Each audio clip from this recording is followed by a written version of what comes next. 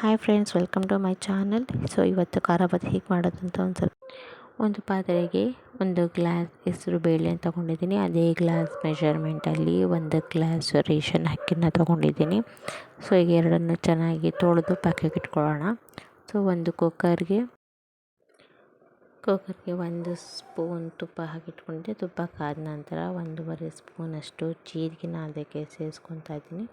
So ಜೀರಿಗೆ ಕಾದ ನಂತರ ಅದಕ್ಕೆ 1.5 ಸ್ಪೂನಷ್ಟು ಕಾಳುಮೆಣಸನ್ನು ಹಾಕ್ಕೊಂಡಿದ್ದೀನಿ. ಸೊ ಇವೆರಡನ್ನು ಚೆನ್ನಾಗಿ ತುಪ್ಪದಲ್ಲಿ ಫ್ರೈ ಮಾಡ್ಕೊಬೇಕು. ಸೊ ಎರಡು ಚೆನ್ನಾಗಿ ಫ್ರೈ ಆದಾಗ ಖಾರ ಪೊಂಗಲ್ ಟೇಸ್ಟಾಗಿ ಚೆನ್ನಾಗಿ ಬರುತ್ತೆ.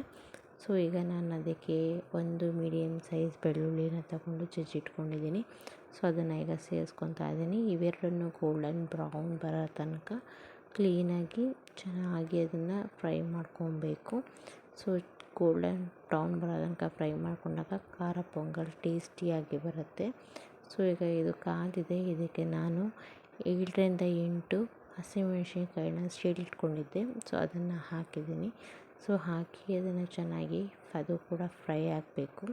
ಸೊ ಎಣ್ಣೆ ಚೆನ್ನಾಗಿ ಫ್ರೈ ಮಾಡಿದ ನಂತರ ಇದಕ್ಕೆ 1/4 ಸ್ಪೂನಷ್ಟು ಅರಶಿನ ಪುಡಿಯನ್ನು ಸೇರಿಸ್ಕೊತಾ ಇದ್ದೀನಿ. ಸೊ ಅರಶಿನ ಪುಡಿ ಚೆನ್ನಾಗಿ ಬೇಯ್ದ ನಂತರ ಅದಕ್ಕೆ ತೊಳೆದಿಟ್ಟಂಥ ಅಕ್ಕಿ ಮತ್ತು ಬೇಳೆನ ಸೇರಿಸ್ಕೊಂಡಿದ್ದೀನಿ. ಸೊ ಸೇರಿಸ್ಕೊಂಡು ಚೆನ್ನಾಗಿ ತುಪ್ಪದಲ್ಲಿ ಹುರ್ಕೊಬೇಕು. ತುಪ್ಪದಲ್ಲಿ ಹುರ್ಕೊಂಡಾಗ ಅದು ತುಪ್ಪದ ಟೇಸ್ಟು ಅಕ್ಕಿ ಮತ್ತು ಬೇಳೆಗೆ ಹಿಡಿಬೇಕು.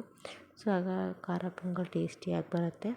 ಸೊ ಚೆನ್ನಾಗಿ 1 ನಿಮಿಷ ಚೆನ್ನಾಗಿ ಕೈ ಆಡಿಸ್ತಾಯಿದೆ ತುಪ್ಪದ ಜೊತೆ ಅಕ್ಕಿನೂ ಮತ್ತು ಬೇಳೆ ಚೆನ್ನಾಗಿ ಹೊಂದ್ಕೋಬೇಕು. ಸೊ ಈಗ ಚೆನ್ನಾಗಿ ಅದನ್ನು ಆಡಿಸೋಣ. ಸೊ ಚೆನ್ನಾಗಿ ಬೆಂದ ನಂತರ ನಾನಿಲ್ಲಿ 5 ಗ್ಲಾಸಷ್ಟು ನೀರನ್ನ ಸೇರಿಸ್ಕೊತಾ ಇದ್ದೀನಿ. ಸೇರಿಸ್ಕೊಂಡು ಅದಕ್ಕೆ ರುಚಿಗೆ ತಕ್ಕಷ್ಟು ಉಪ್ಪನ್ನ ಹಾಕ್ಕೊಂಡು ಸೊ ಚೆನ್ನಾಗಿ ಒಂದು ಸಲ ಕಲಿಸ್ಬೇಕು. ಸೊ ಚೆನ್ನಾಗಿ ಕಲಿಸಿದ ನಂತರ ನಾನು ಸಣ್ಣದಾಗಿ ಹೆಚ್ಚಿರುವಂಥ ಕೊರಿಯಂಡರ್ನ ಇದಕ್ಕೆ ಹಾಕ್ಕೊತಾ ಇದ್ದೀನಿ. ಸೊ ಈ ವಿಡಿಯೋದಲ್ಲಿ ಮಿಸ್ ಆಗಿದೆ, ನಾನು ಕೊನೆಗೆ ಹಾಕ್ಕೊಂಡಿದ್ದೆ. ಬೇಕು ಅಂದರೆ ನೀವು ಈ ಟೈಮಲ್ಲಿ ಹಾಕ್ಕೋಬೋದು.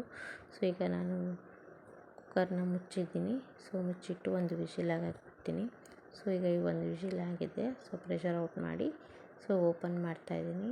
ಸೊ ಈಗ ರೆಡಿಯಾಗಿದೆ ಖಾರ ಪೊಂಗಲ್. ಸೊ ಇದನ್ನೆಲ್ಲ ಒಂದು ಸಲ ಚೆನ್ನಾಗಿ ಕಲಸಿ ಪ್ಲೇಟಿಗೆ ಸರ್ವ್ ಮಾಡಿ